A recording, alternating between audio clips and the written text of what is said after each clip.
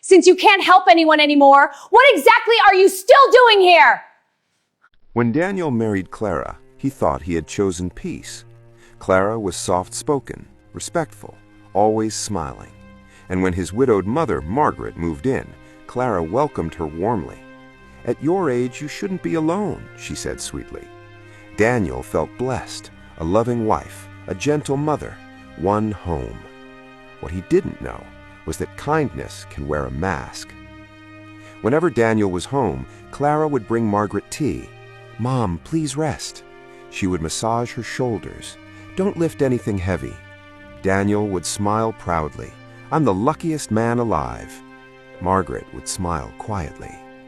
But the moment Daniel left for work, the house changed. One afternoon, Margaret accidentally dropped a glass plate. It shattered across the kitchen floor. Clara stormed in. "Can't you do anything right?" Margaret bent down quickly. "I'm sorry, my hand slipped." Clara shoved a broom into her chest. "Clean it up, or are you too old to even hold a plate?" Margaret's fingers trembled as she swept. Clara leaned closer. Her voice turned cold. "Listen carefully. In this house, you are a liability." The word hung in the air. "If you truly loved your son, you would leave." Margaret's lips quivered. "I don't want problems between you two." Clara's eyes hardened. "Then stop existing in the middle of our marriage." Silence. "Go to a nursing home," Clara snapped. "At least there you'd be useful to someone." Days turned into weeks. Clara made her scrub bathrooms, wash heavy blankets, stand for hours cooking.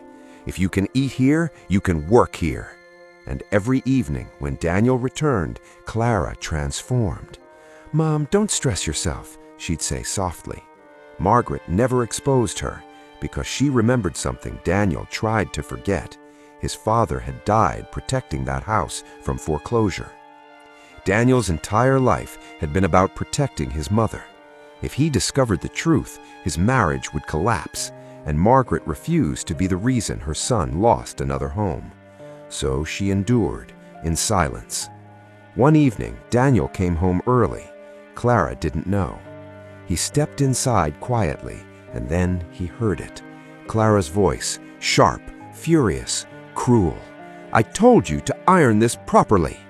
Margaret's weak voice trembled. "My hands were hurting."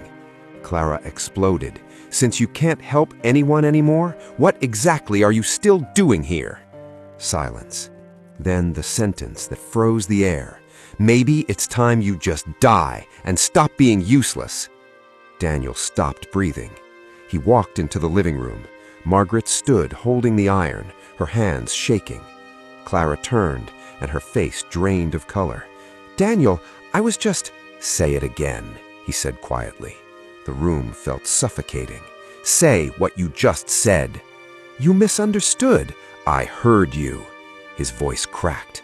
"You told my mother to die?" Margaret rushed forward. "It's not what you think." Daniel was shaking now. He looked at Margaret's hands, red, slightly burned, overworked. "How long?" he whispered. No answer.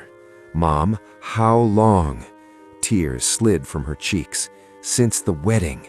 The world inside him shattered. Daniel turned slowly to Clara. "You pretended to love her."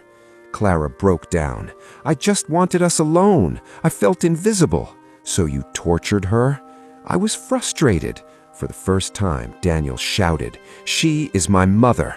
The walls echoed. "She carried me for 9 months. She worked 2 jobs after my father died. She slept hungry so I could eat." His voice trembled. "And you told her to die?" Clara stood frozen. "If you ever make her feel unwanted in this house again," he pointed at the door, "you will be the one leaving." That night, Daniel packed a small bag. Clara panicked. "Where are you going?" "I'm taking Mom somewhere peaceful." Margaret grabbed his arm. "Don't destroy your marriage because of me." Daniel looked at her. "You stayed silent to protect my home, but a home built on cruelty is already broken." Days later, Margaret called him into her room. "You love your wife," she said gently. "I see it in your eyes." Pain should not end a family if change is possible. Daniel listened. Therapy began. Not easy, not quick. Clara finally confessed the truth. She was jealous, jealous of the bond, insecure, afraid she would always be second. It didn't excuse her cruelty, but it exposed the poison. She apologized, not with dramatic speeches, but with action.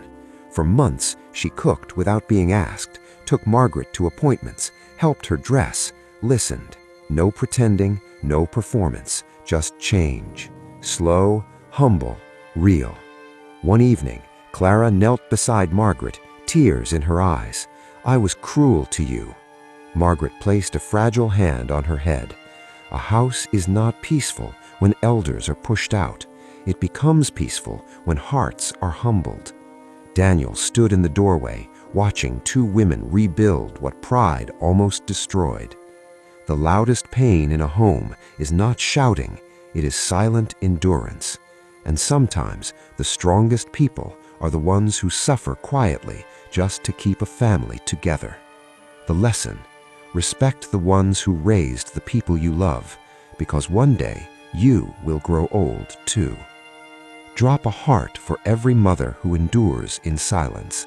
Follow for stories that touch the soul.